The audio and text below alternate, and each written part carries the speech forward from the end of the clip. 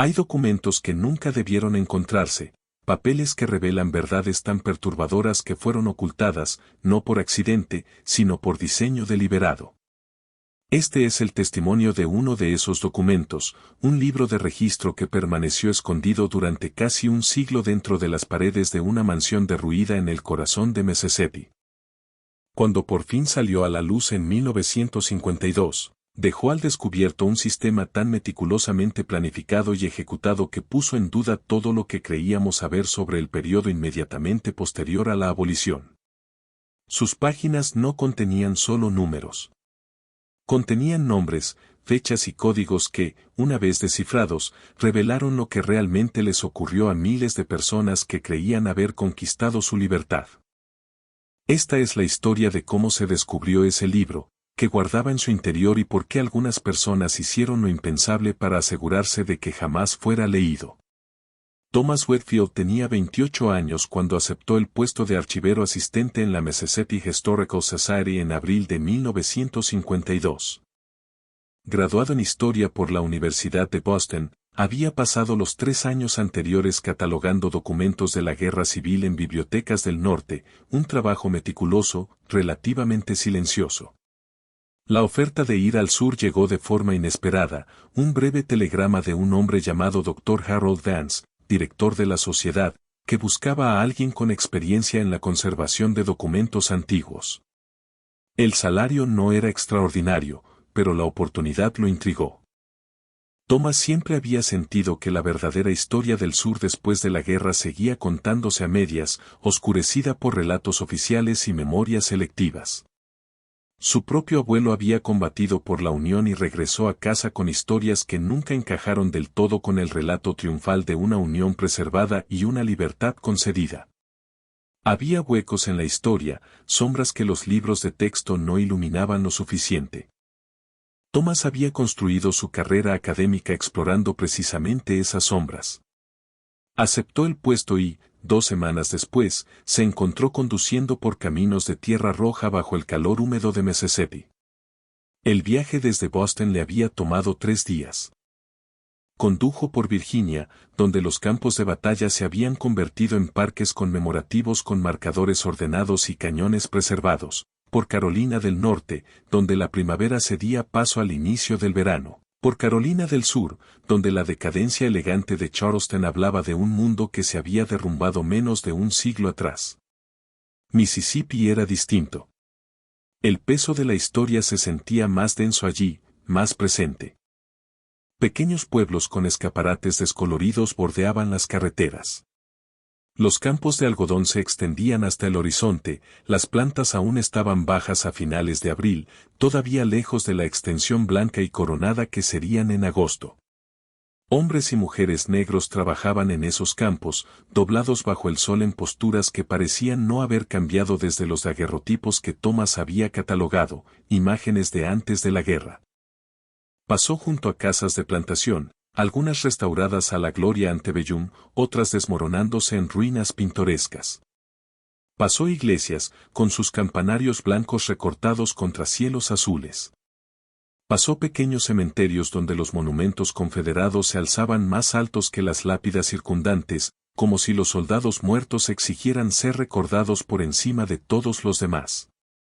Jackson, cuando por fin llegó, era una ciudad atrapada entre el pasado y el presente.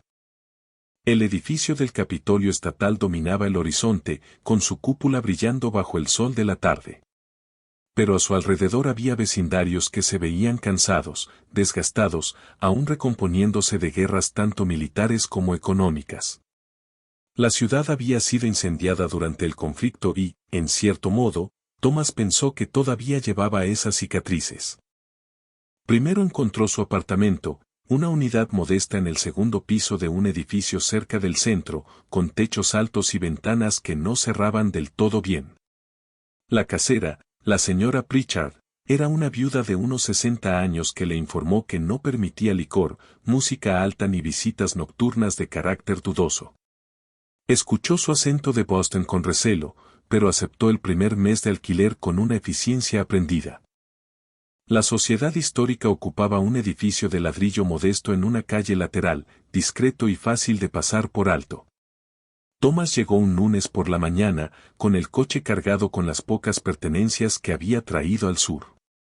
El aire ya estaba espeso de humedad incluso a las 8, prometiendo un día caluroso. El doctor Harold Vance lo recibió en la puerta. Era un hombre de poco más de 60, con el cabello canoso peinado hacia atrás desde una frente alta y unas gafas de montura dorada apoyadas en una nariz estrecha. Llevaba traje pese al calor, aunque la chaqueta descansaba sobre una silla en lugar de estar puesta. Había algo de ave en él, ojos afilados que no se perdían nada, movimientos rápidos y precisos, y una postura que sugería tanto alerta como años encorvados sobre documentos. Señor Whitfield. Bienvenido, dijo Vance, estrechándole la mano. El apretón fue firme, la palma seca pese al calor. Confío en que su viaje no tuvo contratiempos. Largo, pero llevadero, respondió Thomas. Su telegrama mencionaba una colección inusual. La expresión de Vance cambió, volviéndose más reservada. Venga a mi despacho. Se lo explicaré. Recorrieron la planta principal del edificio, una sala pública con vitrinas que mostraban objetos de la historia de Mississippi, cerámica Choctaw, uniformes confederados, implementos agrícolas, una hoja de desmotadora de algodón pulida hasta brillar. Las exhibiciones estaban bien montadas, pero apenas había visitantes. Una pareja mayor examinaba una vitrina de cartas de la guerra civil. Una madre con 2 niños pequeños pasó deprisa hacia la salida. El despacho de Vance estaba en el segundo piso, una habitación estrecha abarrotada de libros y papeles. Montones de carpetas cubrían cada superficie. Un ventilador en una esquina empujaba aire caliente sin refrescar nada. Por la ventana, Thomas veía la calle de abajo, quieta bajo el calor matinal. Tenemos una situación, empezó Vance, dejándose caer en la silla con un suspiro. Hace 3 semanas recibimos una donación de documentos de una herencia en el condado de Sunflower. La propietaria, Adeline Garrett, murió en febrero. Tenía 91 años, la última de su línea familiar. Sin hijos, sin hermanos ni primos sobrevivientes. En su testamento especificó que todos los papeles históricos de la familia debían venir a nosotros.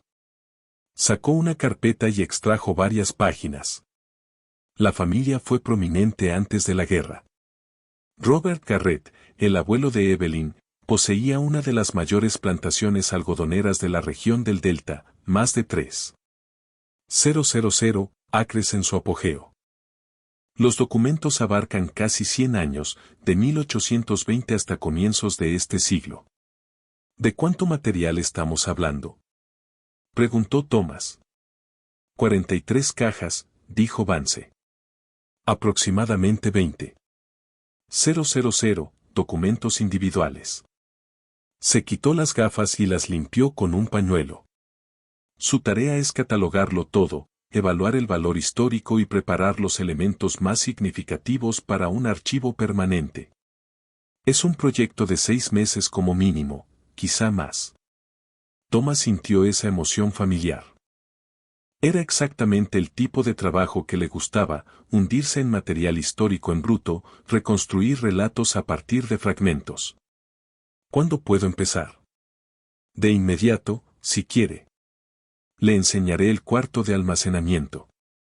Vance lo condujo por un pasillo angosto hasta una habitación del fondo. Abrió la puerta y reveló un espacio pequeño ocupado por completo por cajas de madera apiladas hasta el techo. El olor golpeó a Thomas al instante, papel viejo, cuero, moho, polvo, una humedad rancia que hablaba de décadas de almacenamiento imperfecto. Algunas cajas estaban hechas profesionalmente. Otras eran claramente improvisadas con la madera que hubiera a mano. El abogado de la herencia las trajo en persona, dijo Vance.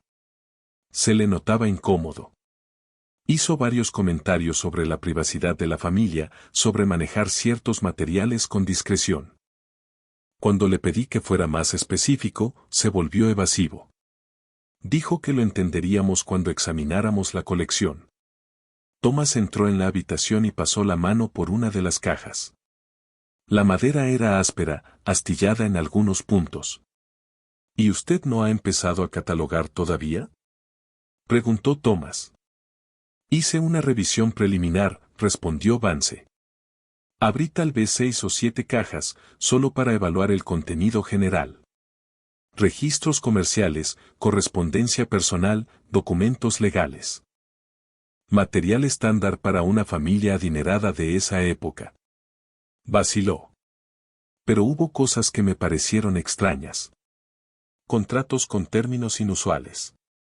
Cartas que parecían escritas en algún tipo de código o lenguaje privado.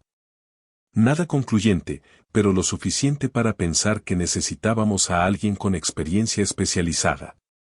Por eso el telegrama a Boston. Vance miró su reloj.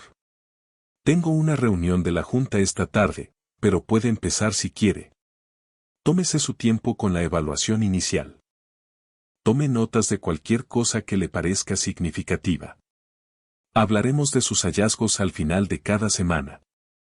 Cuando Vance se fue, Thomas se quedó solo en la habitación llena de cajas, 43, 20,000 documentos, 6 meses de trabajo, quizá más. Se arremangó, acercó la primera caja y forzó la tapa. Los documentos se derramaron como artefactos de una civilización olvidada.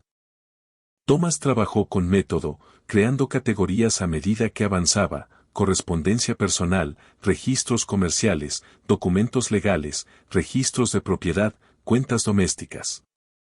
Instaló una mesa de trabajo en una esquina del cuarto, llevó una lámpara de escritorio y comenzó el proceso lento de examinar y clasificar.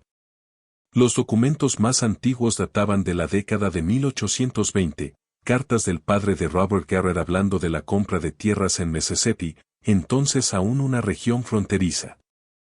Las cartas dibujaban un cuadro de ambición y oportunidad. La tierra aquí es rica más allá de toda descripción, decía una carta. El algodón crece con tal vigor que un hombre con capital y mano de obra puede hacer fortuna en una sola generación. Mano de obra. La palabra aparecía una y otra vez en esas cartas tempranas, siempre con mayúscula, siempre significando lo mismo. Para 1830, Robert Garrett había comprado a 53 personas.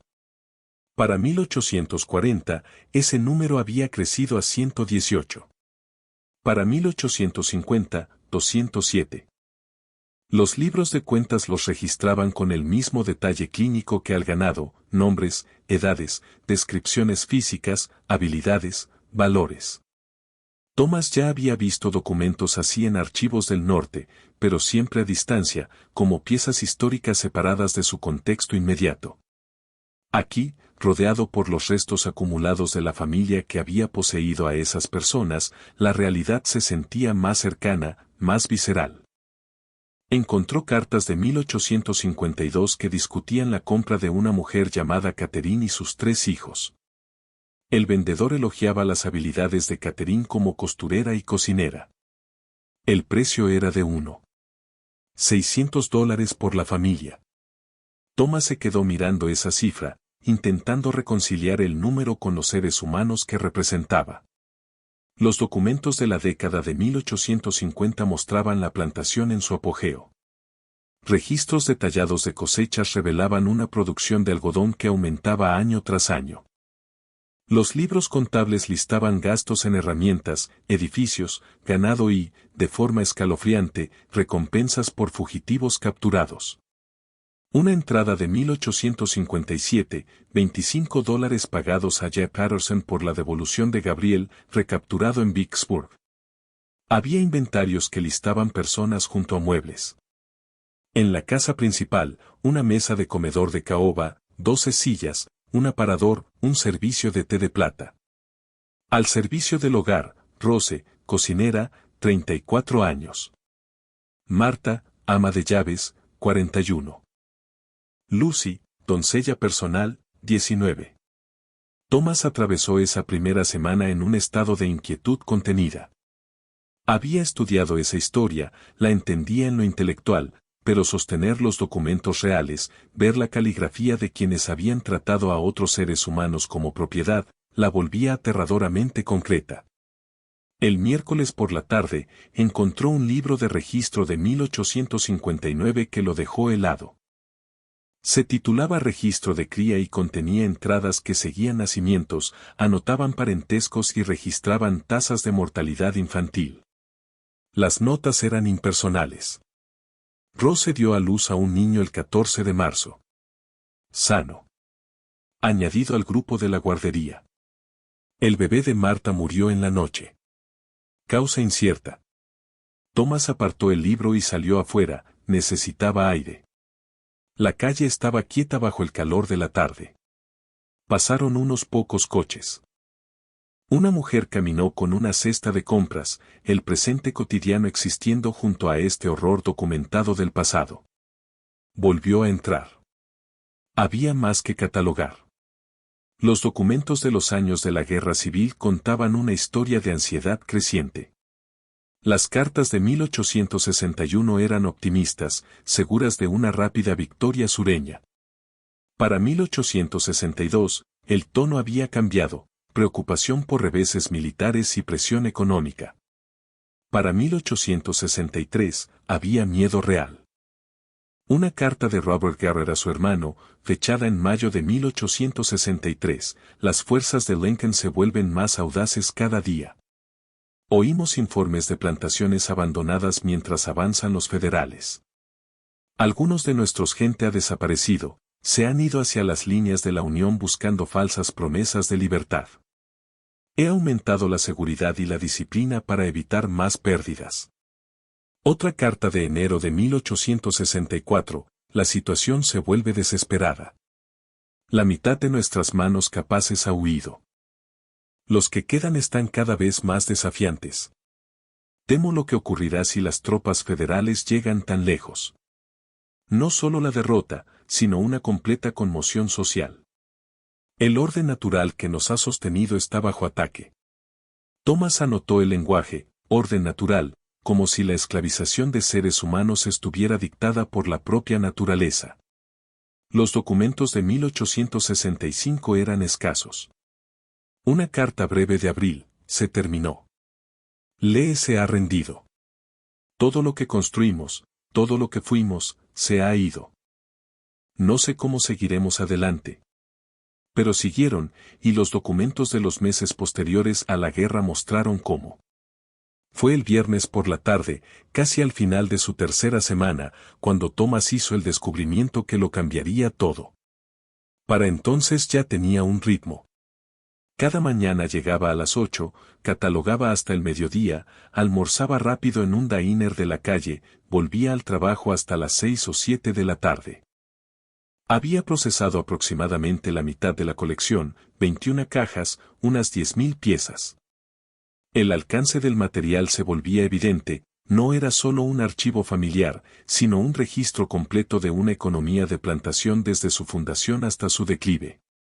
La caja que abrió ese viernes estaba marcada simplemente, oficina, escritorio principal, 1860-1875. Contenía sobre todo libros contables, volúmenes gruesos de tapa de cuero donde las transacciones se registraban con una caligrafía cuidada. Thomas ya había visto decenas de libros similares. Eran útiles para historiadores económicos, pero generalmente tediosos, página tras página de números, fechas, mercancías, precios. Sacó el primer libro y lo abrió. Ventas de algodón de 1860, 17 páginas de entradas con fardos vendidos, precios recibidos, nombres de compradores, datos de envío. Información valiosa para alguien que estudiara economía agrícola, pero no era su foco en ese momento. El segundo libro cubría 1861, 1863, contenido parecido, ventas, compras, gastos. Los números mostraban una caída de ingresos conforme avanzaba la guerra, tal como reflejaba la correspondencia. El tercer libro era distinto. Era más grande que los otros, encuadernado en cuero marrón oscuro agrietado por el tiempo. La cubierta no tenía título ni fecha, solo un pequeño broche de latón que había perdido hacía tiempo el mecanismo de cierre. Thomas lo abrió y encontró lo que parecían registros rutinarios de 1865, 1866, producción de algodón, compras de herramientas, reparaciones de edificios. Pero algo no encajaba. El libro era demasiado grueso. El lomo era más ancho de lo que requerían las páginas escritas. Lo apartó y siguió catalogando, pero sus ojos volvían una y otra vez hacia ese volumen. Finalmente, cerca de las 6, lo tomó de nuevo y lo examinó con más cuidado. Lo abrió completamente sobre la mesa y estudió la encuadernación. La cubierta de cuero sobresalía alrededor de media pulgada del borde de las páginas, algo normal en libros de esa época. Pero al presionar la tapa trasera, sintió que cedía un poco, como si hubiera un espacio entre el cuero y la base de madera. El corazón empezó a latirle más rápido. Ya había visto compartimentos secretos en libros. En los archivos de Boston había catalogado una Biblia familiar con un hueco escondido donde se ocultaron joyas durante la guerra. Esto se sentía parecido. Buscó un abrecartas delgado y lo introdujo con cuidado bajo el borde del forro de cuero en la parte interior de la tapa trasera. El pegamento estaba debilitado por los años. Despacio, con precisión, separó el cuero del tablero inferior. Y allí estaba, una cavidad tallada en la madera gruesa de la tapa, de unos 15 por 23 centímetros, quizá 1 centímetro de profundidad. Dentro de esa cavidad había otro libro. Thomas lo sacó con manos temblorosas. Era mucho más delgado que el libro que lo ocultaba, quizá 50 páginas como máximo. La cubierta era de cuero negro liso, sin título ni adorno. Las hojas eran de papel de mejor calidad que la mayoría de documentos que había revisado, un tono marfil cremoso que había envejecido bien. Lo abrió. La primera página solo tenía un título escrito con tinta negra elegante, Libro de Arreglos Especiales, 1865, 1873 y debajo, en letras más pequeñas, Confidencial, solo para miembros. A Thomas se le secó la boca. Pasó la página. Lo que vio le hizo olvidar la hora, la cena, todo, excepto el documento frente a él. Las páginas estaban divididas en columnas. Cada entrada se registraba con el mismo cuidado meticuloso que los libros de la plantación, pero esas columnas contenían información que Thomas nunca había visto en un documento histórico. Entrada tras entrada, cientos. Hojeó el libro rápido, viendo cómo las fechas avanzaban, 1865, 1866, 1867, hasta 1873. Cientos de nombres. Cientos de personas. Los códigos se repetían, RC7, RC9, DP12, DP15, CT3, CT5 y otros. Las notas variaban, pero usaban una terminología constante, transferido, asignado, extendido, aplicable, supervisión estricta, programa. Thomas entendió de inmediato lo que estaba mirando. Las fechas empezaban justo después de abril de 1865, justo después de la rendición de Lee, justo después del fin de la guerra, justo después de la abolición. Eran registros de personas que, en teoría, debían ser libres. Pero los códigos, los valores monetarios, las notas sobre programas y asignaciones, esto documentaba otra cosa. Algo que se había escondido en ese compartimento durante casi 90 años. Thomas miró el reloj. Eran las 7. El edificio estaba vacío, salvo por él. Debería irse, volver a casa, pensar con calma. Pero no podía soltar el libro. Fotografió cada página con la cámara de la sociedad, trabajando a la luz de la lámpara, con las manos levemente temblorosas mientras avanzaba el rollo. Cuando terminó de fotografiar la última página, una entrada de diciembre de 1873, ya pasaban de las 9. Con sumo cuidado, devolvió el libro a su escondite, volvió a pegar el forro de cuero lo mejor que pudo y colocó el libro grande de nuevo en su caja. Recogió el rollo, sus notas, y salió del edificio, cerrando con llave. La calle estaba tranquila, algunos coches pasaban bajo las luces. El aire nocturno era cálido y denso, con olor a madreselva proveniente de algún lugar cercano. Thomas condujo hasta su apartamento con la mente acelerada. Aún no entendía qué significaban los códigos, a qué se referían los programas, ni por qué se asignaban valores monetarios a personas que se suponía eran libres.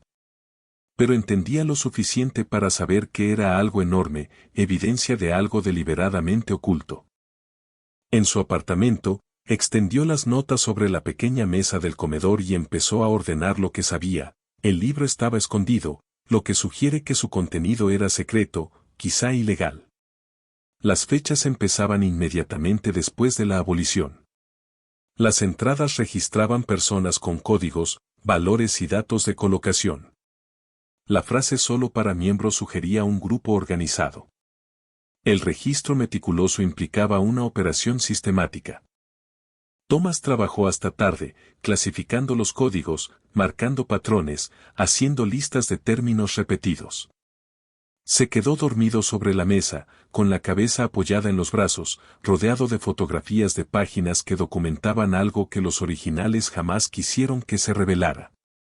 Thomas despertó el sábado por la mañana con el cuello rígido y una sensación de urgencia. Pasó el fin de semana en su apartamento analizando las fotografías. Hizo tablas en papel de contabilidad viejo que compró en una papelería, registrando cada entrada del libro oculto. Para el domingo por la noche, los patrones eran claros. La serie RC1 a RC15, aparecía con mayor frecuencia, representando alrededor del 40% de todas las entradas. El número que seguía a RC parecía indicar el tipo de trabajo o el lugar de asignación. La serie DP10 a DP20, aparecía en cerca del 30% de las entradas, a menudo acompañada por notas sobre transferencias o incidentes previos.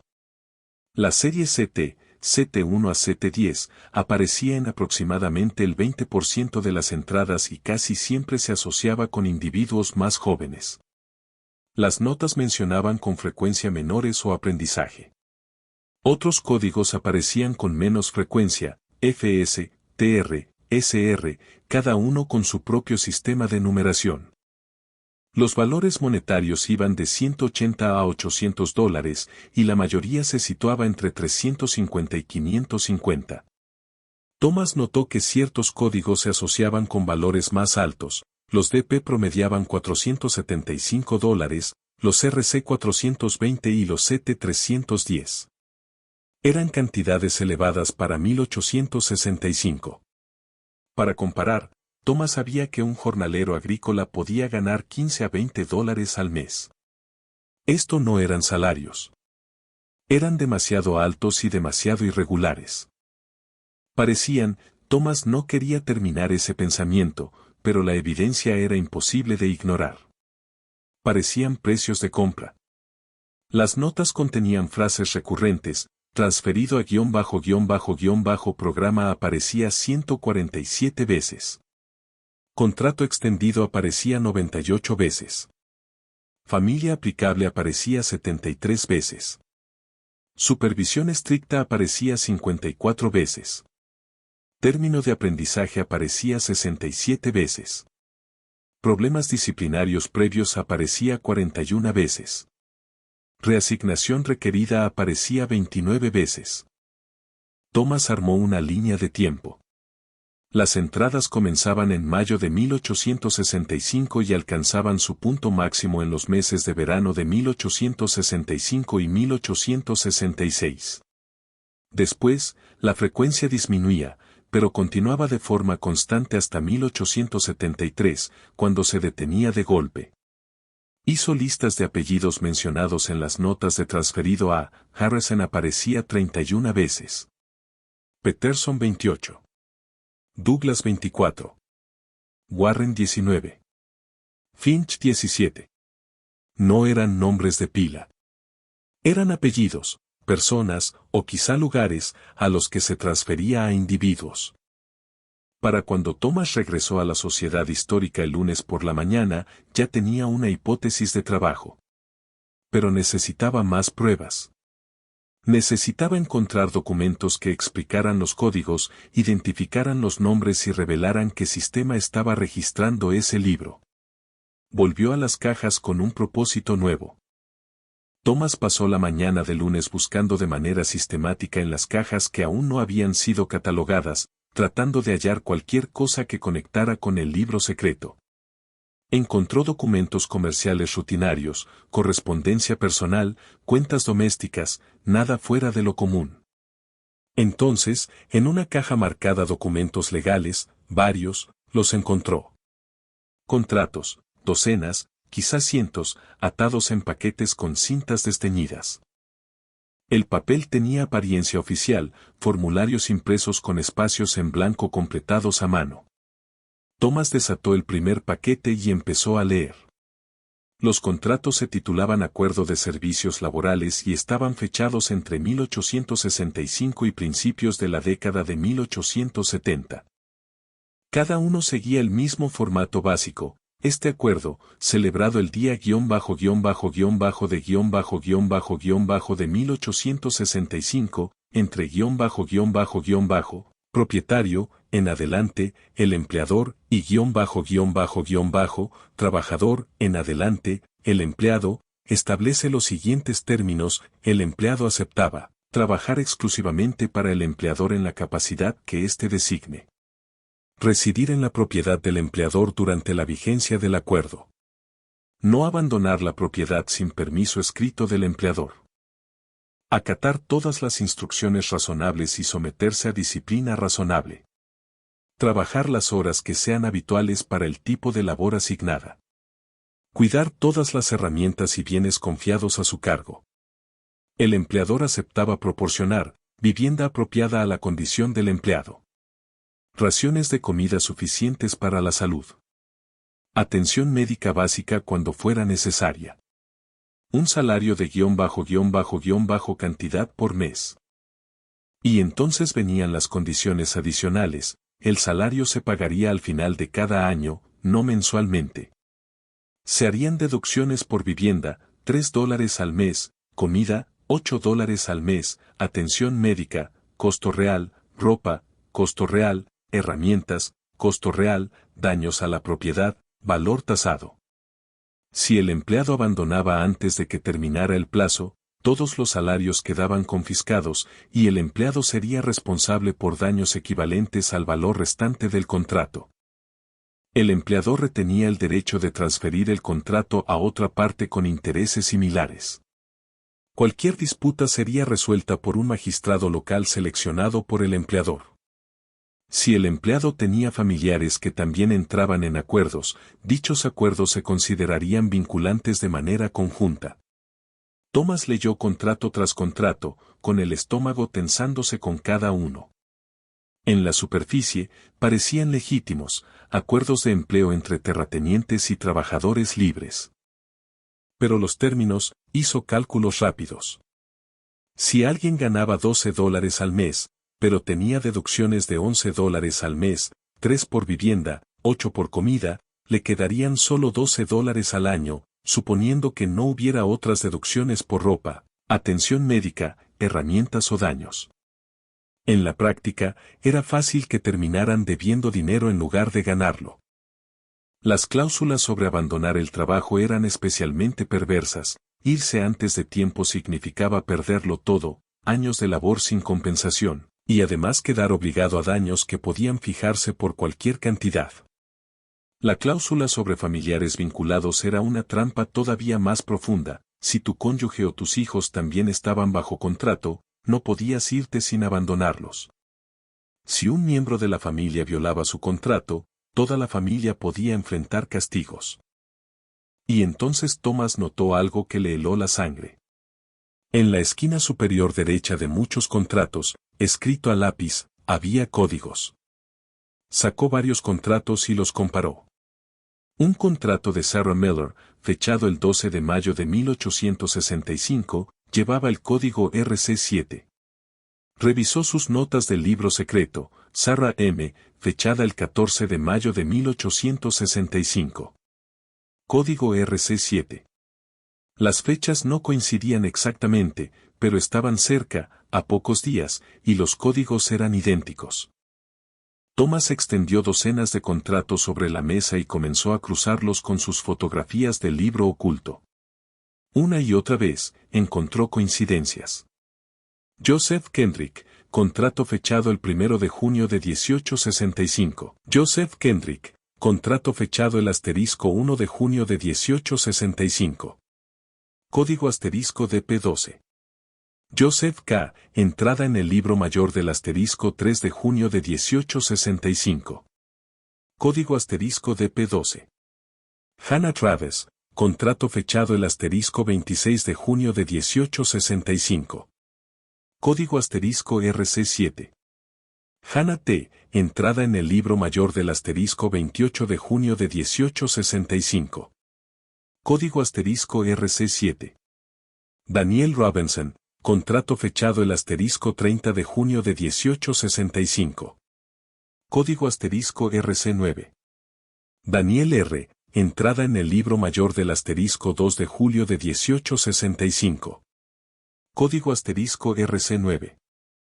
El patrón era inconfundible.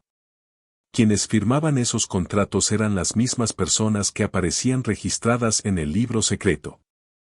Primero se firmaban los contratos y, unos días después, surgían las entradas en el libro mayor con códigos y valores monetarios. Thomas encontró un contrato que hacía la conexión todavía más evidente. Era de un hombre llamado Mark Stedes, fechado el *13 de julio de 1865. El plazo del contrato era de *5 años. En los márgenes, alguien había escrito con letra ordenada, transferido a la categoría *DP15 por incidentes previos. Aprobada la asignación con Harrison. Valoración, $640. Y más adelante, dentro del mismo paquete de contratos, halló un segundo documento de Mark Stedes, fechado el *16 de julio de 1865. Este era distinto, un acuerdo de transferencia de contrato. Indicaba que Robert Garrett estaba transfiriendo el contrato laboral de Mark Stedes a William Harrison, de Harrison Plantation, condado de Harrison. El precio de la transferencia, $640. Thomas se recostó en su silla, con las manos temblándole. Esto no eran simples contratos laborales abusivos. Era un sistema para comprar y vender seres humanos bajo la apariencia de acuerdos legales de empleo. Los contratos estaban diseñados para atrapar a la gente en una deuda perpetua y, luego, esos contratos, esas personas, se intercambiaban entre propietarios de plantaciones como si fueran propiedad. La abolición había vuelto ilegal la esclavitud, pero aquellos hombres habían encontrado la manera de continuarla con otro nombre. Thomas pasó los 3 días siguientes en un estado de obsesión controlada. Catalogó cada contrato, creó referencias cruzadas con el libro secreto y empezó a trazar el mapa de la red de nombres que aparecían en los documentos de transferencia. La magnitud era sobrecogedora. Encontró contratos de más de *600 personas, todos fechados entre 1865 y 1873. No todos aparecían en el libro secreto. Aquel volumen oculto parecía registrar solo ciertas categorías de transacciones, pero los contratos mostraban el alcance del sistema, y los nombres de otros dueños de plantaciones se repetían una y otra vez. Harrison, Peterson, Douglas, Warren, Finch, Montgomery, Stevens, Crawford. Cada uno figuraba en acuerdos de transferencia, a veces como vendedores, a veces como compradores, siempre como participantes de lo que Thomas ya empezaba a llamar la red. Entonces encontró la carta que confirmó sus sospechas. Estaba en un paquete de correspondencia de 1865, dirigida a Robert Garrett por alguien llamado William Harrison. La carta estaba fechada el *12 de julio de 1865, apenas semanas después de terminar la guerra. Decía: mi querido Robert, espero que esta carta te encuentre a ti y a tu familia bien en estos tiempos inciertos. Tal como hablamos en nuestra reunión del mes pasado, te escribo para confirmar los arreglos que establecimos. El colapso de nuestro sistema laboral anterior nos presenta crisis y oportunidad. Tenemos tierras y capital, pero no una fuerza de trabajo confiable. Las personas de antes, ahora técnicamente libres, tienen libertad pero no propiedad, ni educación, ni medios de sostén. Ambos lados se necesitan, pero la relación debe estructurarse adecuadamente para asegurar estabilidad y productividad. El marco que discutimos aborda esta situación. Los contratos estandarizados fijan términos claros de empleo y, al mismo tiempo, evitan el caos del libre movimiento. El sistema de evaluación asegura que los trabajadores sean emparejados con ubicaciones y supervisores apropiados. El mecanismo de transferencias brinda flexibilidad en la asignación de mano de obra, sin perder el control. Adjunto los modelos de contrato que acordamos, junto con el sistema de códigos para el registro confidencial. Ten en cuenta las categorías, *RC, residencial continuo, trabajadores de tus antiguas posesiones, que continúan en el mismo lugar. *DP, asignación disciplinaria, trabajadores que requieren supervisión firme, transferidos desde otros sitios. *CT, formación contratada, trabajadores jóvenes en acuerdos de aprendizaje. *FS, separación familiar, trabajadores individuales con vínculos familiares que requieren manejo. *TR, reasignación temporal, transferencias de corto plazo para proyectos específicos. *SR, restricción especial, trabajadores con asuntos particulares que requieren vigilancia.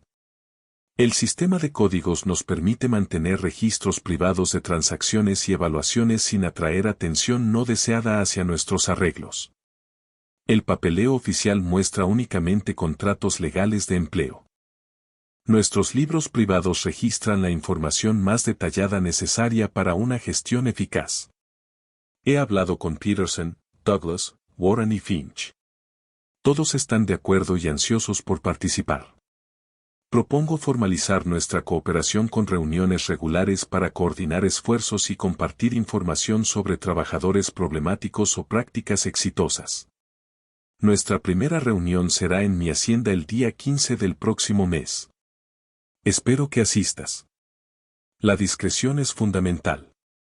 Nos reuniremos bajo los auspicios del *Delta Agricultural Preservation Society, un nombre que no debería llamar la atención y que, al mismo tiempo, refleja con precisión nuestro propósito. Las autoridades federales están actualmente demasiado distraídas por conflictos políticos como para vigilar de cerca los arreglos laborales locales, pero debemos ser cautelosos. Todo lo que hagamos debe parecer legal y voluntario. Los contratos cumplen esa función. Nuestros registros privados seguirán siendo privados. Espero nuestra cooperación continua para preservar la prosperidad agrícola que construyó esta región. Tuyo, en interés mutuo, William Harrison. Thomas leyó la carta 3 veces, y con cada lectura su horror crecía. Esto no era explotación oportunista de terratenientes aislados. Era una conspiración organizada, planificada y ejecutada deliberadamente. Revisó más correspondencia y halló cartas adicionales entre miembros de lo que Harrison llamaba la Delta Agricultural Preservation Society. Las cartas discutían logística, cómo redactar contratos para maximizar el control sin perder la apariencia de legalidad, cómo tratar con trabajadores que se negaran a firmar, cómo manejar a agentes federales que hicieran preguntas y cómo compartir información sobre individuos problemáticos que debían ser vetados o trasladados a lugares más aislados. Una carta de Robert Peterson a Robert Garrett, fechada en *septiembre de 1865, era especialmente reveladora. He comprobado que el sistema funciona mejor cuando se aplica de inmediato, antes de que las personas de antes tengan tiempo de organizar alternativas. Háganlos firmar rápido. Enciérrenlos en plazos de varios años. Asegúrense de que las deducciones les dejen sin medios para marcharse. La clave son los lazos familiares. Un hombre podría arriesgar su propia libertad, pero rara vez lo hará si eso implica abandonar a su esposa e hijos. Para quienes se resistan, hay métodos. Los magistrados locales entienden nuestra posición. La oficina del sheriff coopera para recuperar a los violadores del contrato. He visto que unos pocos ejemplos públicos de cumplimiento del contrato disuaden a otros de intentar irse. Las categorías de P funcionan bien. Trasladen a los revoltosos a lugares aislados con supervisión más estricta. Mi experiencia sugiere que 6 meses bajo condiciones de P15 vuelven a la mayoría de los trabajadores considerablemente más dóciles cuando regresan a asignaciones estándar. Thomas sintió náuseas. Estos no eran empresarios tomando decisiones difíciles en tiempos duros. Eran hombres que diseñaban de forma sistemática un mecanismo para esclavizar a la gente por otros medios.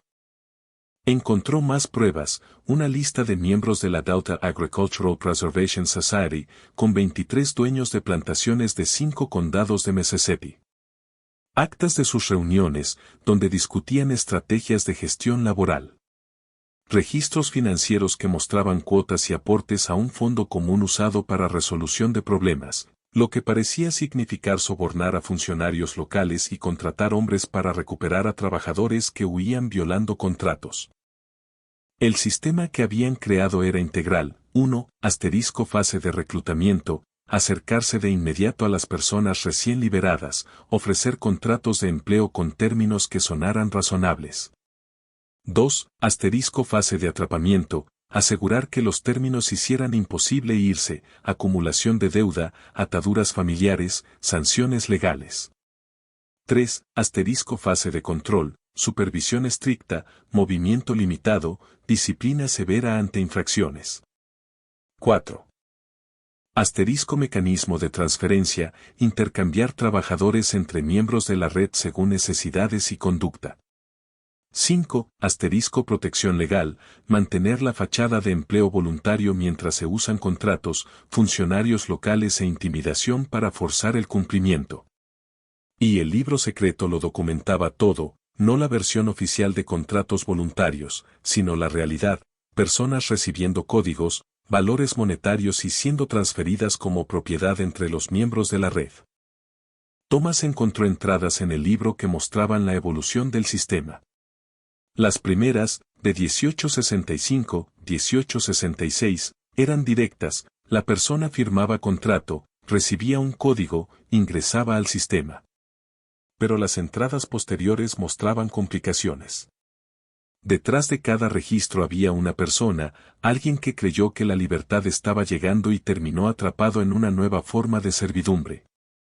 A medida que Thomas seguía catalogando, empezó a encontrar fragmentos de historias humanas detrás de las entradas, cartas de trabajadores a familiares, confiscadas y archivadas con registros de propiedad, testimonios de procesos legales, notas de capataces sobre individuos específicos. Un expediente contenía una carta fechada en junio de 1866 de una mujer llamada Sarah Mellor a su hermana en Memphis. Al parecer, la carta fue confiscada antes de enviarse. Querida Lee, te escribo con la esperanza de que esto te llegue, aunque tengo poca fe en que así sea. Nos vigilan de cerca y no podemos irnos sin papeles. Cuando llegó la libertad, pensé que todo cambiaría. Pero no es tan distinto como esperaba. El señor Garrett vino en mayo del año pasado, justo después de que se fueron los soldados. Dijo que podíamos quedarnos y trabajar por salario. No teníamos a dónde ir, ni dinero, ni forma de conseguir comida, así que firmamos papeles. No podíamos leerlos, pero él dijo que era solo por trabajo, que nos pagarían. El salario nunca llega. Dice, debemos por la cabaña, por la comida, por la ropa, por todo. Cuando se cuenta lo que debemos, no queda nada. Cuando Joseph intentó irse el mes pasado a buscar otro trabajo, lo trajeron de vuelta y lo hicieron firmar nuevos papeles. Ahora no puede irse por 5 años más. Nos llaman libres, pero ¿cómo somos libres si no podemos irnos? ¿Cómo somos libres si nos vigilan, nos cuentan y nos castigan por lo mismo que antes? La única diferencia son las palabras que usan. Pienso en ti en Memphis, con tu nuevo esposo y tu nueva vida. Me alegra que hayas escapado antes de que esto comenzara. Diles a tus hijos sobre mí, para que me recuerden. No sé cuándo volveré a verte. Tu hermana, Sarah. La carta estaba fechada en junio de 1866. Para entonces, según otros documentos que Thomas encontró, Sarah Mellor ya había sido transferida a la plantación de Harrison en un acuerdo valorado en $450. Nunca volvió a ver a su hermana. Murió en 1871, todavía bajo contrato, técnicamente libre, pero en la práctica esclavizada. Otro expediente incluía el testimonio de un proceso legal en 1869. Un hombre llamado Mark Stedes había intentado demandar para liberarse de su contrato, alegando que violaba sus derechos. El testimonio estaba transcrito. El señor Dedes declaró: firmé el papel en julio de 1865 porque dijeron que era por trabajo. No sabía que decía 5 años. No sé leer. Dijeron que me pagarían dinero. Nunca me han pagado. Dicen que debo por todo. Me movieron a otro lugar sin preguntar. Dicen que si me voy, me meterán en la cárcel. Esto no es libertad. Es lo mismo que antes con palabras distintas. El abogado del señor Harrison declaró: el señor Dedes aceptó libremente un contrato legal de empleo. Los términos están claramente establecidos en el documento. Si el señor Dedes no puede leer, esa es su deficiencia, no nuestra responsabilidad. Se le ha proporcionado vivienda, comida y atención médica según lo estipulado. Su trabajo compensa esas provisiones. El contrato es vinculante y debe cumplirse. Cualquier intento de irse constituye incumplimiento contractual y robo de servicios prestados. Fallo del magistrado: el contrato parece legalmente válido. El señor Dedes lo celebró voluntariamente. El tribunal no encuentra base para anular el acuerdo. Se ordena al señor Dedes cumplir sus obligaciones contractuales. Si intenta irse antes de que termine el plazo, quedará sujeto a las sanciones especificadas en los términos del contrato. Los incidentes disciplinarios previos aparentemente significaban que Marquez había intentado escapar de la plantación de Garrett antes de ser transferido a la de Harrison. Tras el fallo de 1869, no hubo más registros de Marquez Dedes. Simplemente desapareció de la documentación. Archivo tras archivo revelaba historias similares: personas que creían firmar acuerdos de empleo y terminaban atrapadas, personas que intentaban irse y eran devueltas por la fuerza, personas que se quejaban ante autoridades y eran enviadas a lugares más aislados, familias separadas porque un miembro violaba los términos del contrato.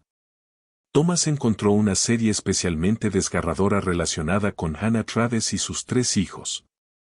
Hannah firmó un contrato con Garrett en junio de 1865.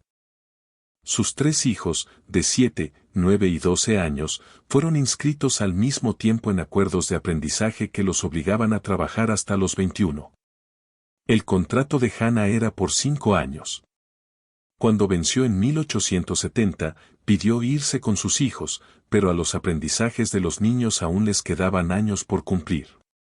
La administración le informó que podía marcharse si así lo quería, pero sus hijos se quedarían para completar sus acuerdos. Hannah se quedó.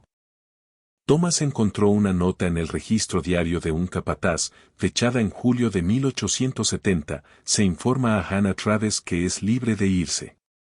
Se niega a irse sin los niños. Acepta nuevo contrato de 5 años. Control efectivo mantenido mediante atadura familiar.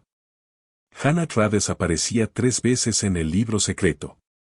El sistema estaba diseñado para explotar exactamente situaciones como esa, usar los vínculos familiares como palanca, atrapar a la gente no solo con deuda, sino con amor. Thomas comenzó a crear un archivo separado con estas historias personales. Sentía que se lo debía a esas personas, cuyos nombres habían sido reducidos a códigos, cuyas vidas habían sido reducidas a valores monetarios, y cuyo sufrimiento había sido escondido en un libro secreto, documentar su humanidad, su resistencia, sus historias. Pero el trabajo le estaba pasando factura emocional. Thomas se descubría despierto por la noche pensando en Sarah escribiendo cartas que nunca salieron, en Marcus en un tribunal donde le negaron justicia, en Hannah eligiendo el cautiverio antes que abandonar a sus hijos. Esto no eran hechos históricos abstractos. Eran atrocidades, y habían sido planificadas con cuidado, ejecutadas de forma sistemática y documentadas con meticulosidad por hombres que no veían nada malo en lo que hacían. Mientras avanzaba en los documentos, Thomas notó que los métodos de la red evolucionaban con el tiempo. Las entradas del libro secreto mostraban una sofisticación creciente en los años posteriores. En 1865-1866, los códigos eran relativamente simples, RC para personas de la plantación, DP para transferencias, CT para menores. Pero para 1868, el libro incluía sistemas de anotación adicionales.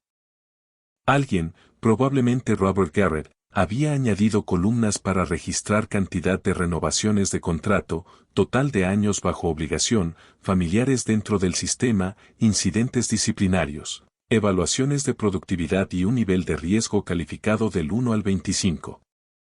Era como una base de datos antes de que existieran las bases de datos, un sistema de administración de seres humanos. Thomas encontró documentos de capacitación, directrices escritas sobre cómo manejar a los trabajadores bajo el sistema contractual. Un texto titulado Mejores prácticas para la retención de mano de obra era particularmente escalofriante. La experiencia ha demostrado que los siguientes métodos son los más efectivos. 1. Duración del contrato. Los contratos iniciales de 3 a 5 años son óptimos. Plazos más cortos dan demasiada flexibilidad. Plazos más largos pueden atraer escrutinio legal. Las renovaciones deben extenderse según la deuda acumulada. 2. Gestión de deuda. Asegurar que las deducciones superen el salario, pero por montos lo bastante pequeños como para parecer razonables. Cargos de comida de $6 a $10 al mes.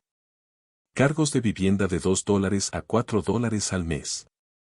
3. Atadura familiar, siempre que sea posible, firmar familias completas. Aprendizajes separados para niños crean una palanca poderosa.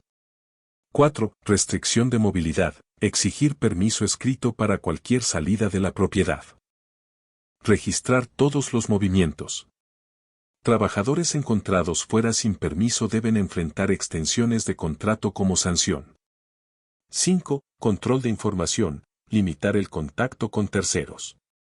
Vigilar correspondencia. Desalentar visitas de familiares que no estén bajo contrato. Evitar organización o acción colectiva. 6. Medidas disciplinarias. Respuesta rápida a infracciones mantiene el control. Sanciones recomendadas, extensiones de contrato, confiscación de salarios, traslado a condiciones más duras, separación familiar como último recurso. 7. Apariencia legal, mantener documentación adecuada. Toda acción debe basarse en cláusulas contractuales. Usar autoridades legales locales para hacer cumplir los términos.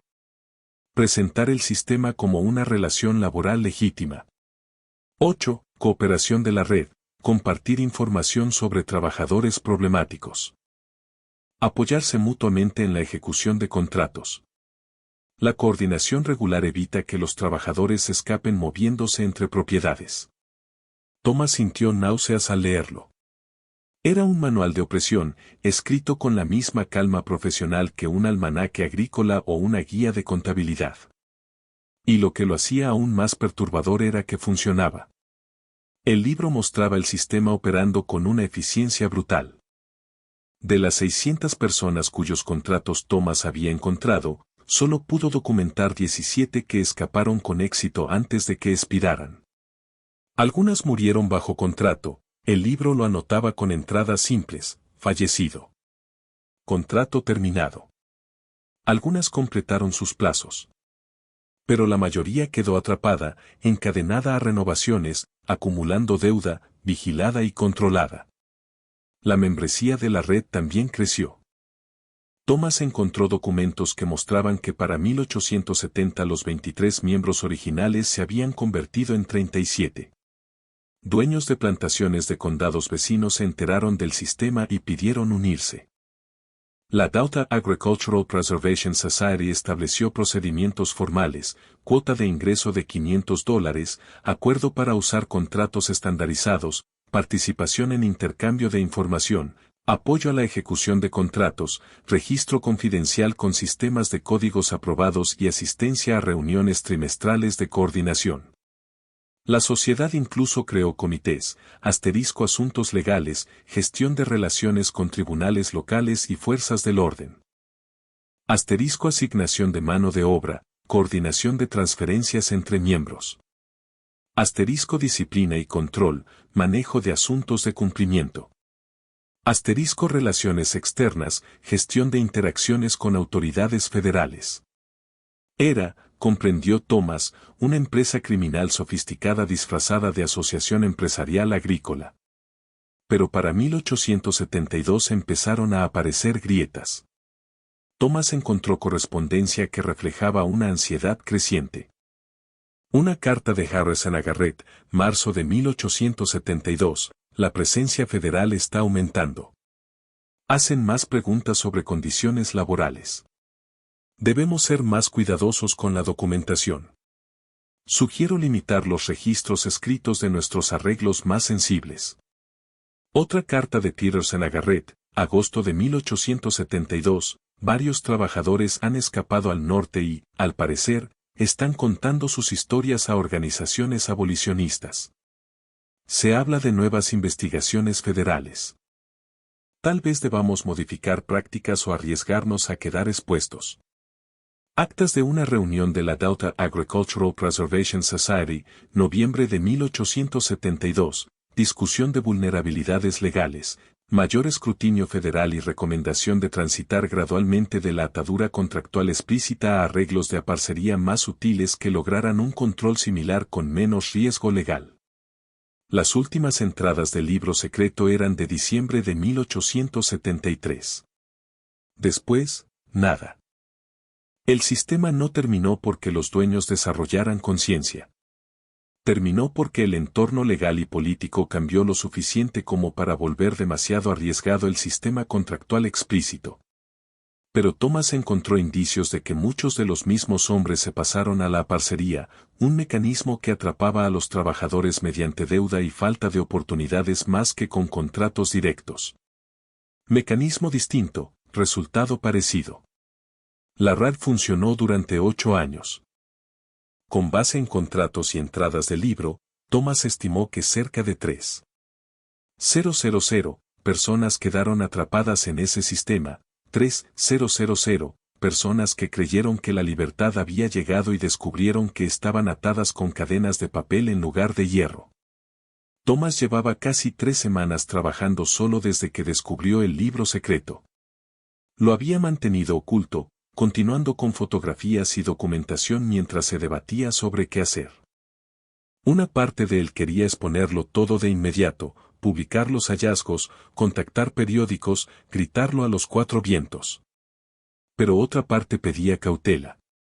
Necesitaba comprender el alcance total, verificar cada detalle y construir un caso imposible de negar.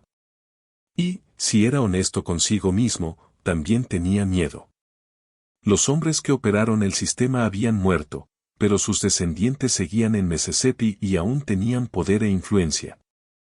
¿Qué pasaría cuando él revelara que algunas de las familias más prominentes del estado habían conspirado para esclavizar a personas después de la abolición? Finalmente, un jueves por la mañana, a finales de mayo, Thomas tomó una decisión. Reunió el libro secreto, los contratos más incriminatorios, la correspondencia sobre la red y las historias personales que había documentado. Organizó todo en un expediente completo y fue al despacho del Dr. Vance. Vance estaba en su escritorio, revisando un montón de cartas. Alzó la vista cuando Thomas llamó. Señor Whitfield, adelante. ¿Cómo va el trabajo de catalogación? Dr. Vance, necesito mostrarle algo importante. Thomas cerró la puerta y extendió los documentos sobre el escritorio de Vance.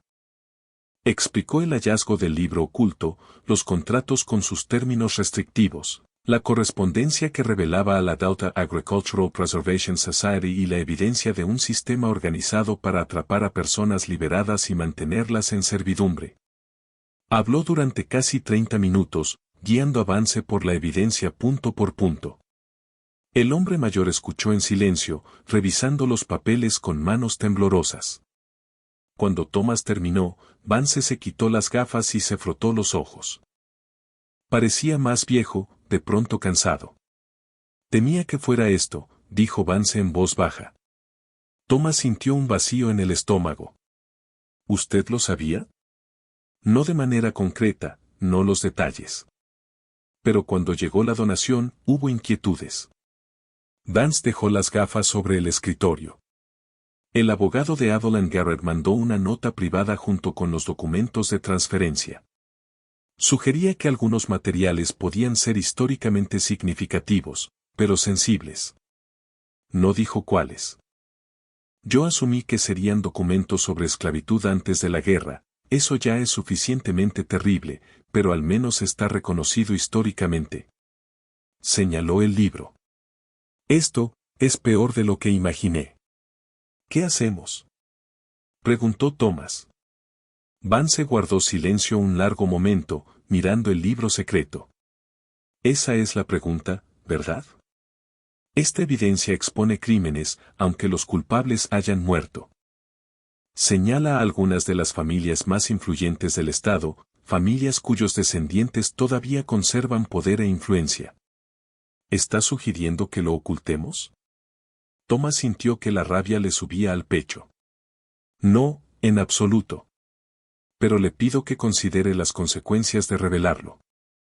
Habrá resistencia poderosa. Dirán que estamos reabriendo viejas heridas, que no sirve de nada exponer hechos tan antiguos, que atacamos a familias respetadas con información tomada de sus papeles privados. Ya no son papeles privados, dijo Thomas. Se donaron a una sociedad histórica. Y no se trata de atacar a familias, se trata de la verdad histórica. Estas personas, Thomas señaló los nombres del libro, merecen que se cuenten sus historias. Lo que les pasó importa. Vance asintió lentamente. Estoy totalmente de acuerdo. Pero debemos actuar con inteligencia. Si anunciamos el hallazgo de golpe, lo descalificarán como sensacionalismo y lo enterrarán en polémica. Tenemos que documentarlo todo con rigor, prepararnos para un escrutinio intenso y seguir los canales adecuados. ¿Qué canales? Primero, revistas académicas, respondió Vance. Necesitamos historiadores de fuera de Mississippi, gente alejada de la política local, para examinar y validar los hallazgos. Necesitamos su autoridad para respaldar autenticidad y relevancia. Después podremos buscar una publicación más amplia, quizá incluso un libro que documente la colección completa. Thomas quería discutir a favor de una divulgación pública inmediata, pero reconocía la sensatez del plan de Vance. Una revelación cuidadosa y metódica, respaldada por autoridad académica, sería más difícil de descartar que un anuncio dramático. ¿Cuánto tardará esto?, preguntó Thomas. Meses, seguro. Tal vez un año o más, dijo Vance. Pero este hallazgo no se va a ningún lado. Podemos permitirnos hacerlo bien. Vance tomó el libro secreto con cuidado, como si pudiera quemarle las manos. Este es, quizás, el documento histórico más significativo que he encontrado en 30 años de trabajo archivístico. Cambia nuestra comprensión de la reconstrucción, de cómo la abolición fue resistida y saboteada. Se lo debemos a la historia y a las personas registradas en estas páginas, manejarlo correctamente. Thomas asintió, aunque una parte de él se impacientaba con la espera. Quería justicia para Sarah Miller, para Mark Stedes, para Hannah Travis, aunque esa justicia fuera solo que sus historias fueran escuchadas. Necesito llevar esto ante la junta directiva, dijo Vance. El hallazgo es demasiado importante para ocultárselo, pero recomendaré que empecemos a preparar una presentación académica de los hallazgos, manteniendo la confidencialidad hasta estar listos para publicar. ¿Y si la junta dice que no? Vance sostuvo su mirada. Entonces renunciaré, y buscaremos otra institución con la cual trabajar. Esto es demasiado importante como para enterrarlo. La reunión de la Junta se celebró el martes siguiente. Thomas no fue invitado a asistir, pero el Dr. Vance le prometió presentar los hallazgos y defender una publicación académica adecuada. Thomas pasó el día catalogando documentos con ansiedad, sin poder concentrarse. A las 5, Vance apareció en el umbral del depósito. Tenía el rostro sombrío. Tenemos que hablar. En el despacho de Vance, el hombre mayor le sirvió café desde un termo. Se sentó, respiró hondo y empezó. La reunión no salió bien. Presenté los hallazgos a los 7 miembros. 3 estaban realmente interesados y apoyaban la publicación. Pero los otros 4, su reacción fue hostil. Vance hizo una breve pausa, como eligiendo las palabras. Uno de ellos, Samuel Wetmore, se alteró bastante. Al parecer, su abuela era una Garrett, pariente de la familia cuyos papeles has estado catalogando. Para él, cualquier revelación negativa es un ataque al honor de su familia. Pero esto no va de honor, protestó Thomas. Va de la verdad. Para algunas personas no existe diferencia, dijo Vance. Whitmore argumentó que publicar el material no serviría para nada salvo para avergonzar a familias respetadas y avivar tensiones raciales. Afirmó que no tenían derecho a sacar a la luz lo que llamó asuntos privados de familia y sugirió que hacerlo violaría los términos de la donación del patrimonio. Eso es absurdo, dijo Thomas. Los papeles se donaron a una sociedad histórica precisamente para preservación y estudio. Sostuve ese mismo argumento, respondió Vance. No importó. Whitmore tiene una influencia considerable en la Junta. Para cuando terminó la reunión, 2 de los que al principio apoyaban la publicación se pasaron a su postura. La votación quedó 5-2 en contra de seguir adelante con la publicación por ahora. Thomas sintió que la furia le subía. No pueden simplemente enterrarlo. Técnicamente, sí pueden, dijo Vance. Controlan las publicaciones de la institución. Se inclinó hacia adelante. Pero no pueden controlarnos a nosotros. Vance apoyó ambas manos en el escritorio, con firmeza. Le dije a la Junta que no estoy de acuerdo con su decisión y que, como director, conservo discreción sobre el acceso académico a los materiales de nuestra colección. Seguiré preparando la documentación de estos hallazgos y la compartiré con investigadores calificados. Y si la Junta objeta esa interpretación de mi autoridad, añadió, renunciaré. ¿Qué dijeron? Whitmore amenazó exactamente con eso, exigió mi renuncia. Pero los 2 que votaron conmigo defendieron mi posición. Terminamos en un punto muerto.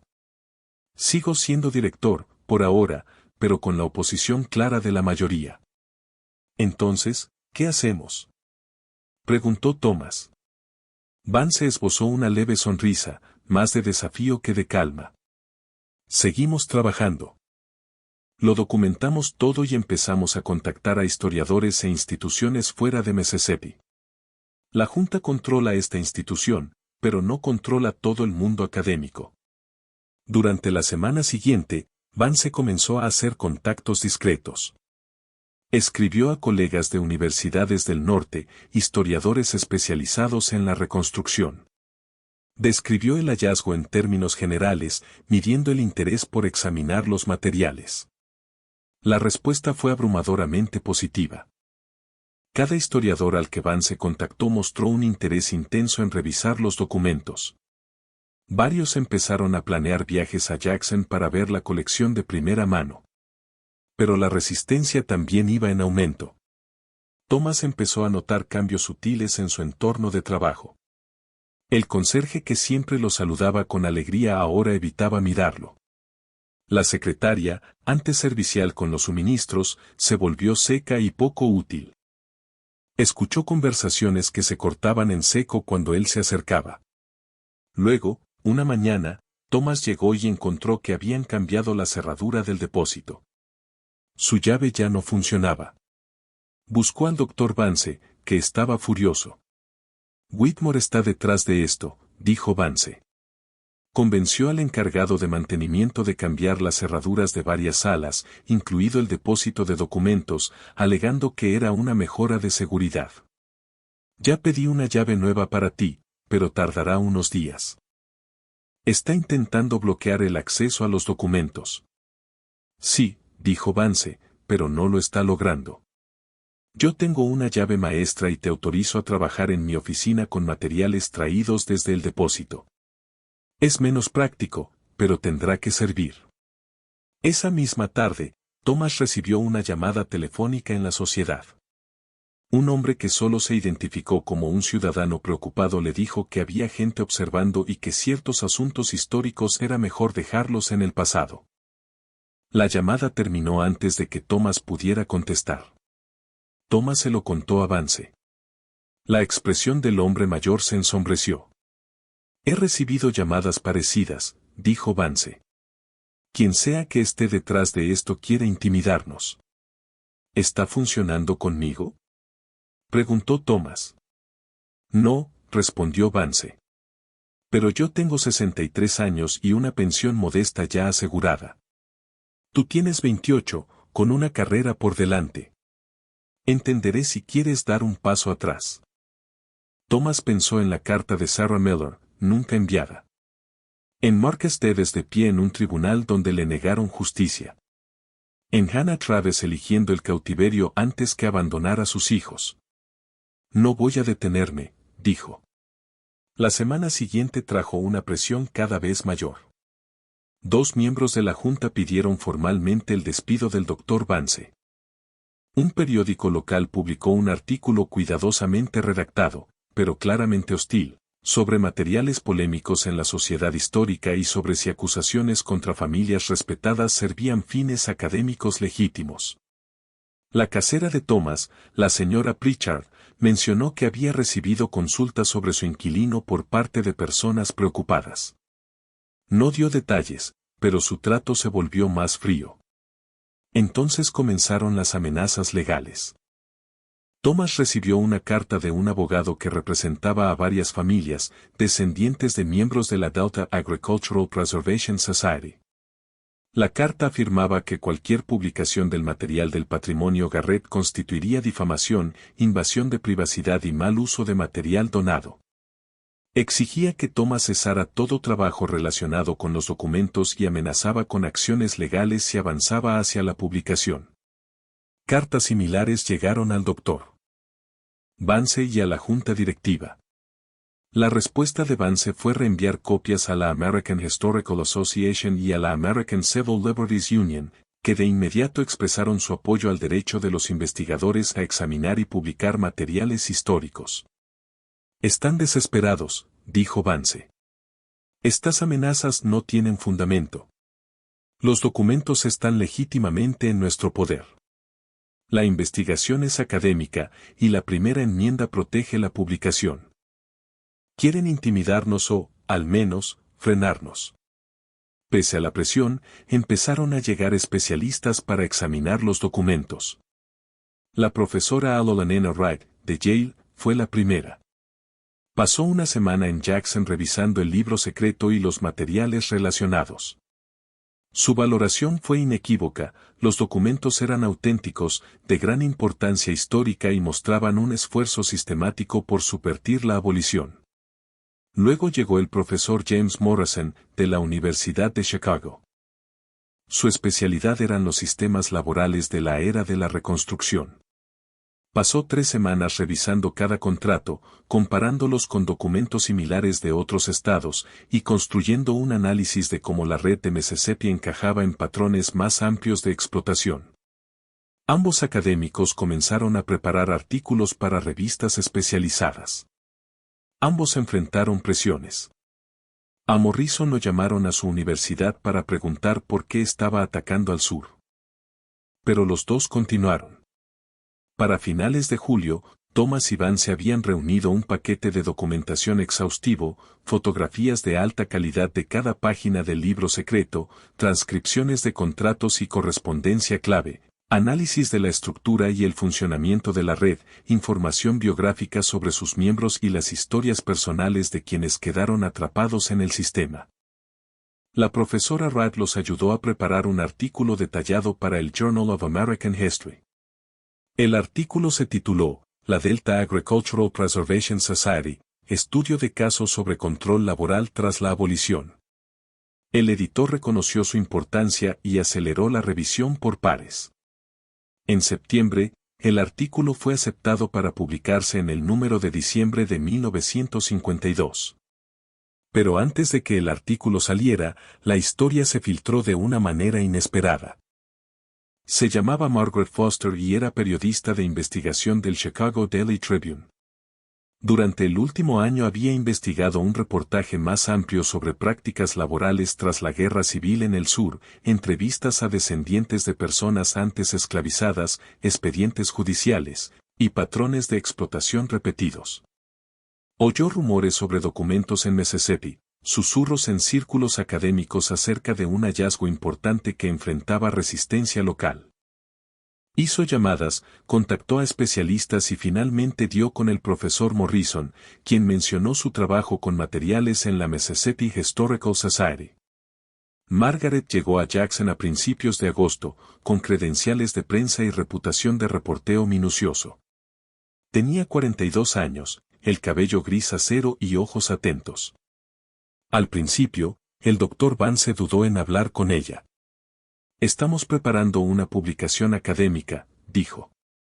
No sé si la publicidad en este momento sea prudente. Pero Thomas insistió. El proceso académico es importante, pero también es lento. Estas familias están usando su influencia para suprimir la historia.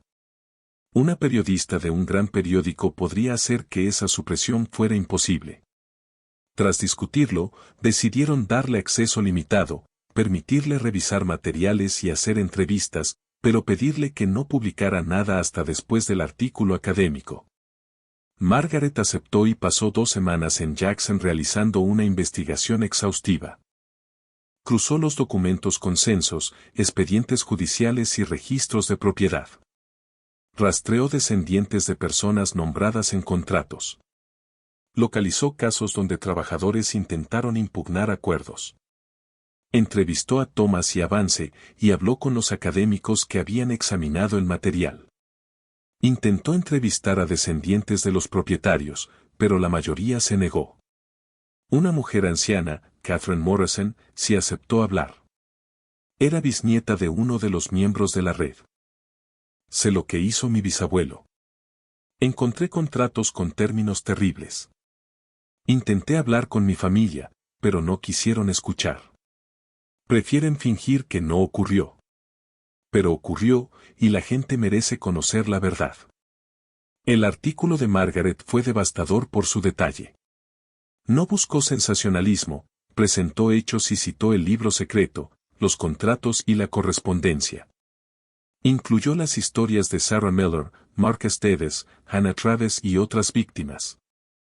El artículo se tituló, Registros ocultos revelan sistema de servidumbre post-esclavitud en Mississippi. Apareció en la portada del Chicago Daily Tribune el 14 de septiembre de 1952.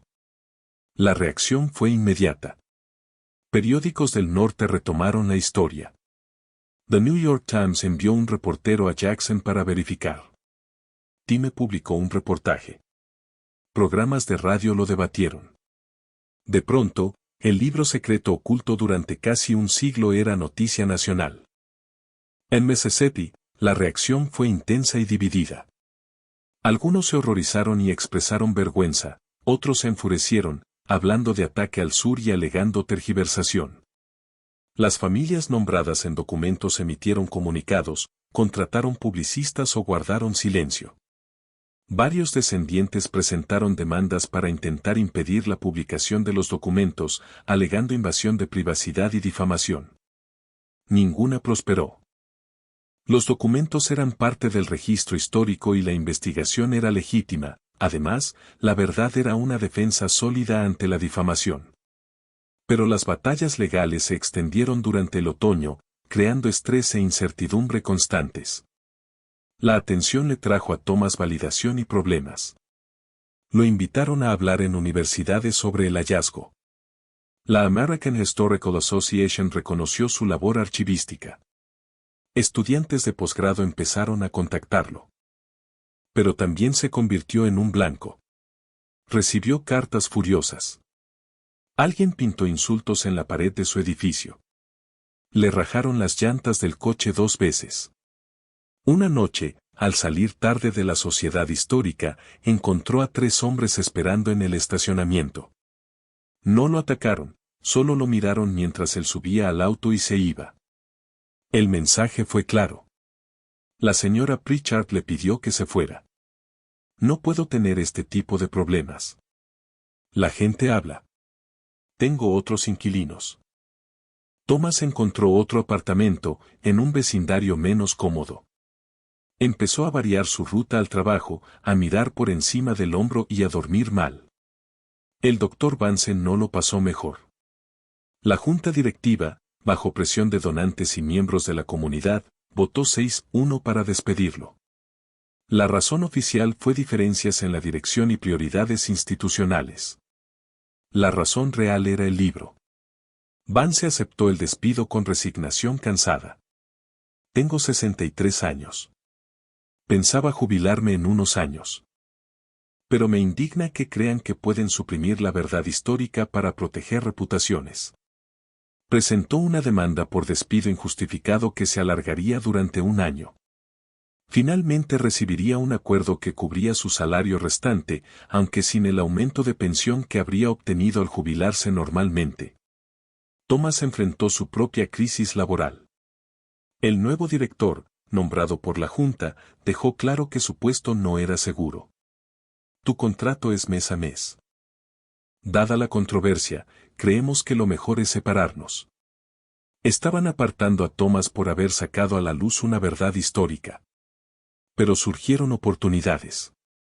La profesora Wright le ofreció un puesto de investigación en Yale. La Universidad de Chicago mostró interés en recibirlo como académico visitante. El NAACP Legal Defense Fund quería su ayuda documentando sistemas similares en otros estados. Thomas eligió Yale. Eso significaba dejar Mississippi y los documentos que había pasado meses catalogando. Pero quedarse ya no parecía seguro ni productivo. Antes de irse, pasó un último día en la Sociedad Histórica fotografiando materiales que aún no había documentado. El nuevo director lo observaba con recelo. Dr. Vance fue a despedirse. Se quedaron en el estacionamiento, con el calor de Mississippi cayendo como una manta pesada. Hiciste un trabajo importante aquí, dijo Vance. Diste voz a personas silenciadas. Sacaste a la luz un sistema que operaba en la oscuridad. Eso importa más que la comodidad. No dejo de pensar en ellos, dijo Thomas. Sarah Miller. Marcus Davis. Todos. Lo vivieron y murieron sin que nadie se preocupara por lo que les hicieron. Al menos ahora la gente lo sabe, añadió. Al menos ahora sus historias se cuentan. Ese es el trabajo de la historia, respondió Vance, darle voz a quienes no la tuvieron, incluso décadas después. Tú hiciste eso. Se estrecharon la mano. Thomas se marchó en coche por última vez, viendo la Mississippi Historical Society desaparecer en el espejo retrovisor. En Yale, Thomas continuó su investigación. El hallazgo despertó interés por buscar sistemas similares en todo el sur. Investigadores comenzaron a revisar archivos en Georgia, Alabama, Luisiana y Carolina del Sur, y encontraron pruebas de prácticas parecidas. En Georgia, apareció un lote de contratos casi idénticos a los de Mississippi, términos restrictivos, mecanismos de deuda y cláusulas que ataban a familias enteras. En Luisiana, correspondencia entre propietarios reveló estrategias de retención y coordinación para impedir que trabajadores escaparan moviéndose entre parroquias. En Carolina del Sur, registros judiciales mostraron casos donde personas liberadas fueron obligadas a regresar a plantaciones para cumplir contratos que muchas veces ni podían leer. El patrón era claro, Mississippi no era único. Sistemas similares operaron en el sur como esfuerzos organizados de antiguos esclavistas para mantener control y extraer trabajo incluso después de la abolición. Se organizaron congresos académicos. Se publicaron libros sobre mecanismos legales usados para burlar la libertad. El periodo inmediatamente posterior a la Guerra Civil quedó bajo un escrutinio renovado, y surgió un cuadro más oscuro y complejo que el que se enseñaba de forma simplificada. Thomas se convirtió en uno de los principales expertos en lo que empezó a llamarse sistemas de neoservidumbre, estructuras que conservaban rasgos de esclavitud bajo marcos técnicamente legales, pero profundamente injustos. Publicó artículos, dictó conferencias y colaboró con otros investigadores. El trabajo le trajo reconocimiento profesional, pero también aislamiento. Le costaba sostener relaciones, siempre absorbido por la investigación, siempre pensando en las personas cuyas vidas estaba reconstruyendo. En 1956, publicó un libro titulado Libertad traicionada, contrato, trabajo y cautiverio económico en el sur de la posguerra. Ganó premios y se volvió lectura obligatoria en muchas universidades. Pero también fue prohibido en varios distritos escolares del sur. Algunos lo condenaban como propaganda, otros lo celebraban como revelación necesaria. El último capítulo lo dedicó a historias personales, Sarah Mellor escribiendo cartas nunca enviadas, Mark Stedes buscando justicia en un juzgado que se la negó, Hannah Travis eligiendo el cautiverio antes que abandonar a sus hijos. Sentía que les debía ese reconocimiento, no como datos, sino como personas que sufrieron y resistieron. Las reseñas se dividieron por líneas previsibles. Académicos del norte lo elogiaron como investigación pionera.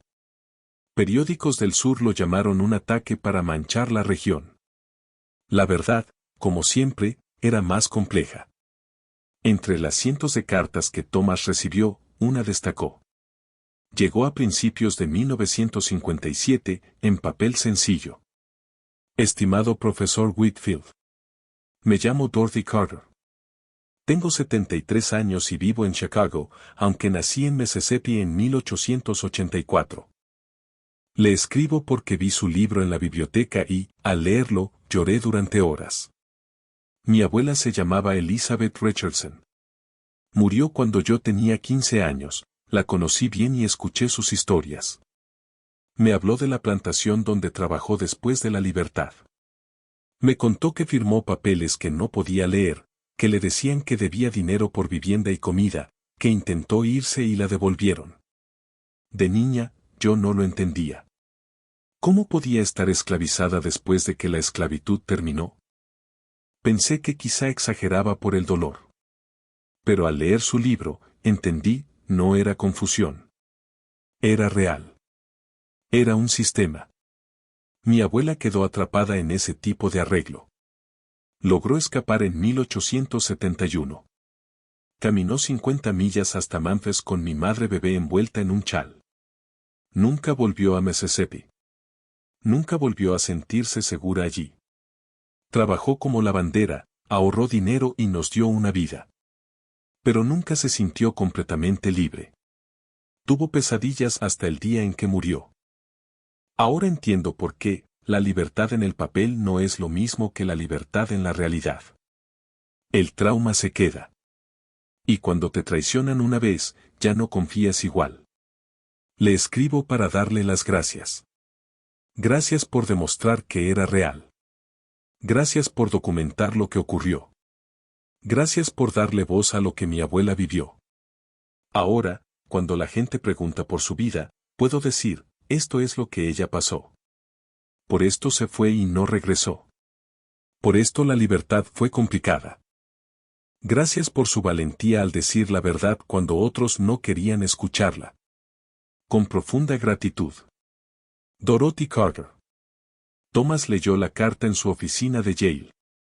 Al terminar, la dejó con cuidado y notó que le temblaban las manos.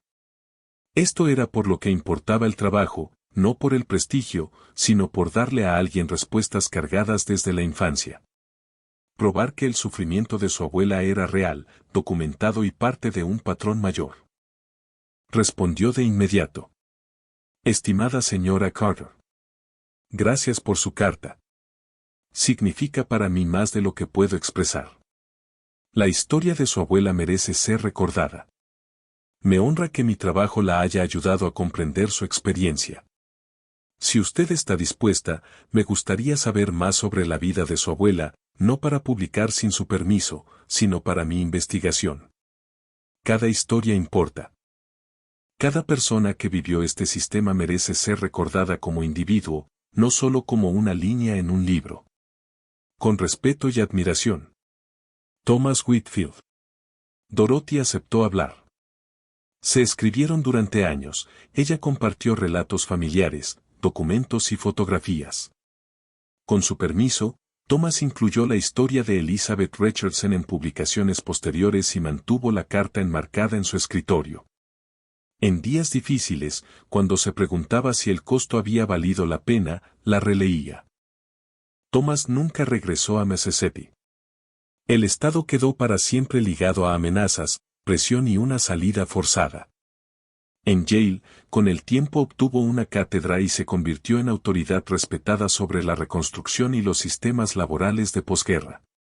Se casó en 1960.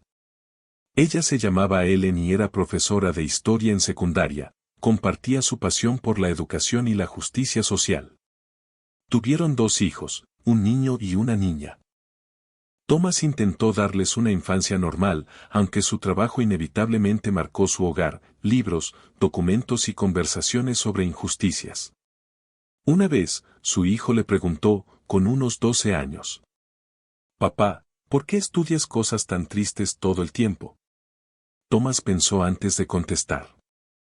«¿Por qué pasaron? Y si no entendemos cómo funciona la injusticia, no podremos reconocerla cuando vuelva». La gente que investigó sufrió y luego murió, y durante mucho tiempo nadie recordó lo que les pasó. Creo que merecen ser recordados. Años después, su hijo se convertiría en abogado de derechos civiles, llevando adelante, a su manera, el compromiso que había guiado a su padre. El Dr. Harold Vance siguió siendo amigo y colega hasta su muerte en 1967. Se escribían con regularidad, y Vance contribuyó a varias publicaciones. En su última carta, escrita semanas antes de morir por insuficiencia cardíaca, Vance reflexionó. A veces me pregunto qué habría pasado si el libro hubiera permanecido oculto. Si se hubiera deshecho en polvo sin que nadie lo encontrara, ¿habría importado? Pero entonces recuerdo cartas como la de Dorothy Carter, los estudiantes que aprendieron que la historia es más compleja, los académicos que construyeron sobre nuestro trabajo, la comprensión de cómo la opresión opera y se adapta. Hiciste un trabajo importante, Thomas. Te costó mucho. Pero importó, sigue importando y seguirá importando después de que nos hayamos ido. Gracias por tener el valor de llevarlo hasta el final. Thomas conservó esa carta hasta su muerte en 1994. Le recordaba, cuando la duda se colaba, porque la lucha había sido necesaria. El libro secreto original, el cuaderno negro y delgado que Thomas encontró en mayo de 1952, terminó encontrando un hogar definitivo en los Archivos Nacionales en Washington, D.C. El proceso de transferencia fue complicado. La Mississippi Historical Society se resistió, alegando que el libro era parte de su colección y debía permanecer en el estado.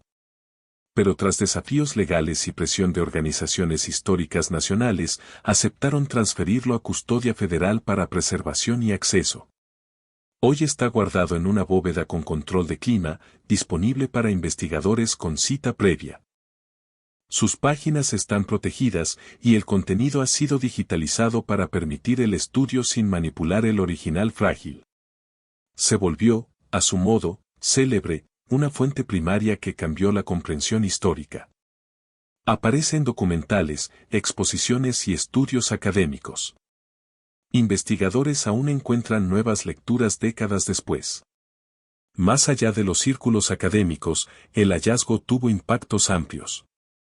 Contribuyó a una conciencia creciente de que los sistemas de opresión se adaptan en vez de desaparecer, de que los marcos legales pueden manipularse para mantener injusticia, y de que la libertad requiere más que declaraciones, Exige vigilancia, acceso real y poder equilibrado. Las familias cuyos antepasados aparecían como dueños tuvieron destinos distintos.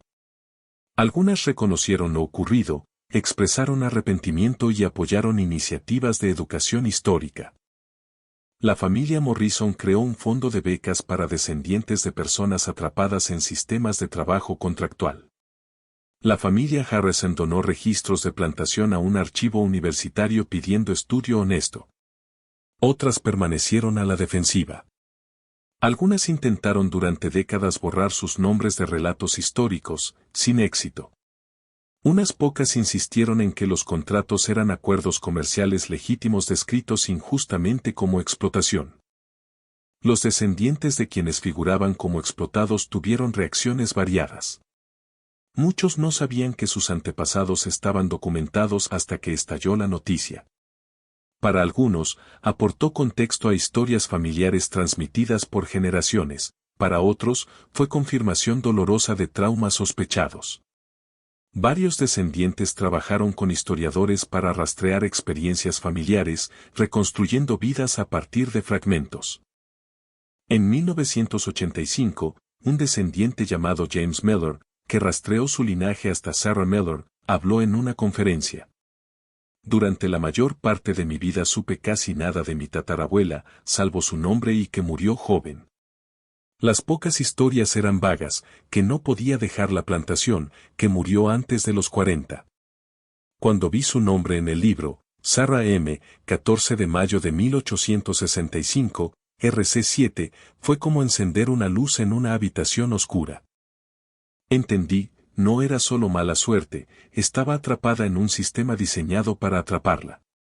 Duele, pero también valida. Prueba que su sufrimiento fue real y parte de algo más grande. Y me hace agradecer a quienes sacaron esta historia a la luz, aunque fuera difícil y polémico. En las décadas posteriores, historiadores usaron el libro como lente para examinar otros sistemas de explotación. Los patrones, deuda, manipulación contractual, atadura familiar, restricciones de movilidad, fachada legal sobre esclavitud práctica, aparecieron en otros contextos. Investigadores hallaron mecanismos similares en el arrendamiento de convictos, donde personas eran arrestadas por cargos menores y alquiladas como trabajo forzado. Encontraron paralelos en la parcería que atrapaba a familias en deuda perpetua. Vieron ecos en sistemas de trabajo migrante con contratos manipulados y salarios retenidos. El libro se volvió una herramienta para entender cómo opera el poder, cómo recursos e influencia pueden subvertir leyes pensadas para proteger a los vulnerables, cómo se pueden diseñar sistemas para parecer legales mientras funcionan de forma opresiva. Algunos investigadores trazaron conexiones con problemas contemporáneos, estatus migratorio atado al empleador, trabajo carcelario mal pagado, endeudamiento depredador y otras estructuras que vuelven a las personas vulnerables a explotación. El sistema específico del libro terminó en la década de 1870, pero los patrones, métodos, justificaciones y carácter sistemático, persistieron bajo otras formas. Thomas, en sus escritos posteriores, reflexionó. La Daughter Agricultural Preservation Society operó menos de una década. Sus contratos están obsoletos y sus autores murieron. Pero el impulso, controlar, lucrar con el trabajo ajeno, sostener jerarquías, no murió. Lo que el libro enseña no es solo historia, enseña a reconocer patrones, a mirar debajo de la legalidad superficial hacia la realidad práctica, a entender que la opresión se adapta cuando se prohíben las formas antiguas. El libro es una advertencia tanto como un registro. Las palabras nobles en el papel no significan nada sin vigilancia y cumplimiento. Quienes se benefician de la injusticia buscarán maneras de continuarla bajo otros nombres. La libertad no es un regalo que se da una vez, es una condición que debe defenderse y ampliarse. El libro, como objeto físico, llevaba marcas de su historia, la cubierta de cuero negro alisada por manos, el lomo cuarteado de tanto abrirse, las páginas levemente onduladas por humedad. Un análisis forense hecho en los años 70 reveló detalles adicionales. La tinta era consistente, lo que sugería un solo escritor, casi con certeza Robert Garrett. La caligrafía no mostraba deterioro a lo largo de 8 años, lo que indicaba salud estable. El papel era de alta calidad, mejor que el de libros contables típicos, lo que sugiere que fue creado específicamente para ese propósito. Alguien, probablemente Garrett, consiguió buen papel y lo mandó encuadernar en cuero negro liso, sin marcas. El libro fue concebido desde el inicio para ser secreto. El compartimento falso en el libro mayor que ocultaba el cuaderno era carpintería hábil, madera vaciada con cuidado, fieltro para evitar ruido, sellado casi imposible de detectar. No fue un ocultamiento improvisado. Fue un escondite planeado y deliberado, con la expectativa de que el libro tendría que permanecer oculto durante mucho tiempo. Expertos en conservación señalaron que, si hubiera permanecido escondido más años, quizá habría sido destruido. Humedad, falta de aire y ácidos del cuero y del papel lo degradaban lentamente. 1 o 2 décadas más, y podría haberse vuelto ilegible o desintegrarse. Thomas pensaba a veces en esa contingencia. Si hubiera catalogado cajas en otro orden, quizá habría apartado el libro mayor y no habría vuelto. Si no hubiera notado el grosor del lomo, si hubiera estado más cansado aquel viernes, el libro habría quedado oculto. La verdad habría seguido enterrada. Sarah Miller, Mark Steves, Hannah Travis y tantos otros habrían permanecido como nombres dispersos sin conexión a un sistema mayor. La historia, comprendió Thomas, estaba llena de contingencias así. ¿Cuántos otros libros secretos seguían escondidos? ¿Cuánto del pasado seguía desconocido porque la evidencia fue ocultada o destruida? La supervivencia de este libro y su hallazgo fueron, en parte, cuestión de suerte. Pero Thomas prefería pensarlo como otra cosa, una pequeña victoria de la verdad sobre el encubrimiento, de la memoria sobre el olvido, de las voces explotadas sobre el deseo de los explotadores de ocultar sus actos. Thomas Whitfield murió en febrero de 1994, a los 70 años, por complicaciones de una neumonía. Se mantuvo profesionalmente activo hasta el final, publicaba, daba conferencias, guiaba a estudiantes, investigaba distintos aspectos de explotación y resistencia. A su funeral asistieron familiares, colegas, antiguos alumnos y descendientes de personas cuyos nombres aparecían en el libro. Ellen leyó una carta de Dorothy Carter durante la ceremonia. Entre los papeles de Thomas, su familia encontró una entrada de diario de 1952, escrita poco después de descubrir el libro secreto. Aún no sé qué he encontrado. No del todo. Pero sé que es importante. Sé que es evidencia de algo terrible, ocultado deliberadamente. Una parte de mí desearía no haberlo encontrado. Porque ahora que lo sé, no puedo dejar de saberlo. Ahora que he visto estos nombres y códigos, tengo una responsabilidad con ellos. Fueron personas reales. Vivieron, sufrieron y murieron. Y alguien los redujo a iniciales, códigos y valores monetarios. Alguien ocultó el registro de lo que se les hizo. No sé si soy la persona indicada para sacar esto a la luz. Soy joven, con poca experiencia, probablemente ingenuo sobre lo difícil que será. Pero soy quien lo encontró. Así que supongo que soy quien tiene que hacer algo. Creo que la historia es una especie de resurrección. No podemos devolverles la vida ni deshacer lo que se les hizo. Pero podemos recordarlos. Podemos contar sus historias. Podemos negarnos a que sean olvidados. Eso es lo que voy a hacer. Cueste lo que cueste.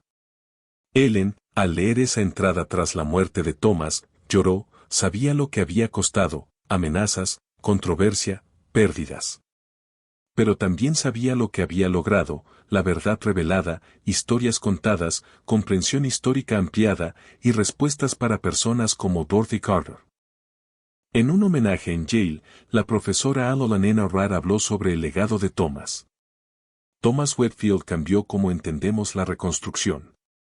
Sabíamos que hubo explotación, pero él mostró su carácter sistemático, organización, diseño deliberado. Nos mostró que no era solo penuria económica o prejuicio social, era opresión calculada y coordinada. Y también mostró qué significa ser historiador, revelar verdades incómodas, dar voz a quienes no la tuvieron, persistir cuando intereses poderosos quieren detenerte y entender que la historia no trata solo del pasado, sino del presente. El libro aún existe.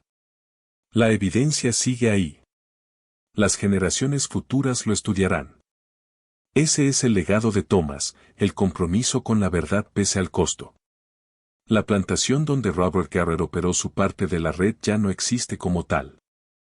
La tierra se subdividió y se vendió. La casa principal se incendió en 1967, algunos hablaron de incendio provocado, otros de cableado defectuoso. Nadie fue acusado. Con el tiempo, el terreno se transformó en urbanizaciones y propiedades comerciales. Quedaron algunos mojones, cimientos visibles y fotografías descoloridas en archivos. El mundo que el libro documentó desapareció, pero el libro permanece. Descansa en su bóveda con control de clima en Washington, D.C. Un cuaderno negro pequeño que contiene multitudes, páginas que registran años en que miles de personas quedaron atrapadas en un sistema diseñado para burlar su libertad.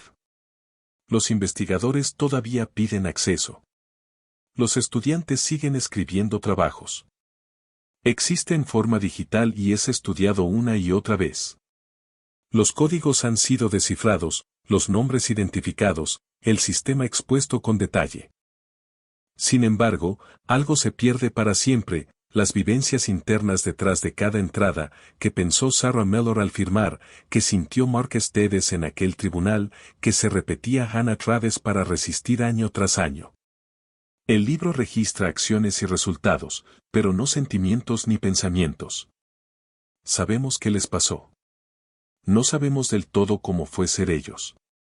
Y esa brecha, entre documentación histórica y experiencia vivida, es quizás su última lección.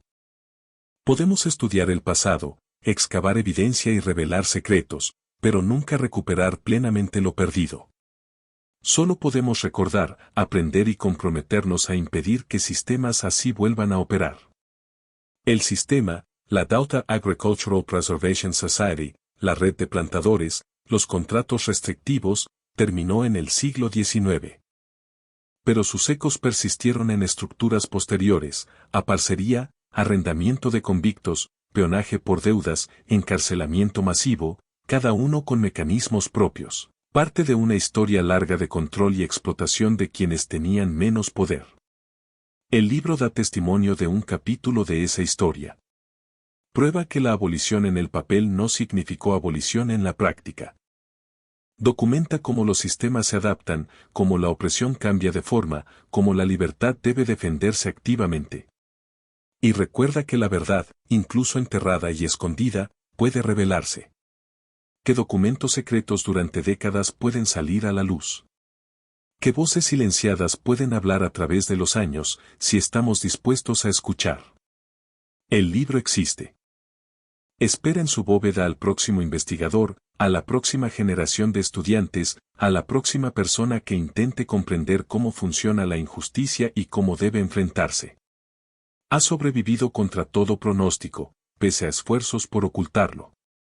Y al sobrevivir, ha garantizado que las personas que documentan no sean olvidadas. Sarah M., Joseph K., Hannah T., Marcus D., Elizabeth R. Todos los nombres. Todos los códigos. Todas las historias.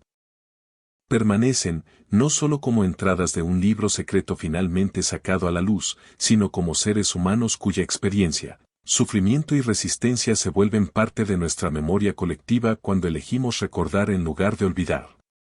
Esa elección, recordar, enfrentar verdades difíciles, aprender de la historia en vez de enterrarla, es por lo que luchó Thomas Whitfield. Eso es lo que el libro, con su mera existencia, nos exige. El pasado nunca es del todo pasado. Moldea el presente de maneras que muchas veces no percibimos. Documentos como este nos ayudan a ver esas conexiones, a comprender patrones y, con suerte, a construir algo mejor. El trabajo continúa. Gracias por mirar.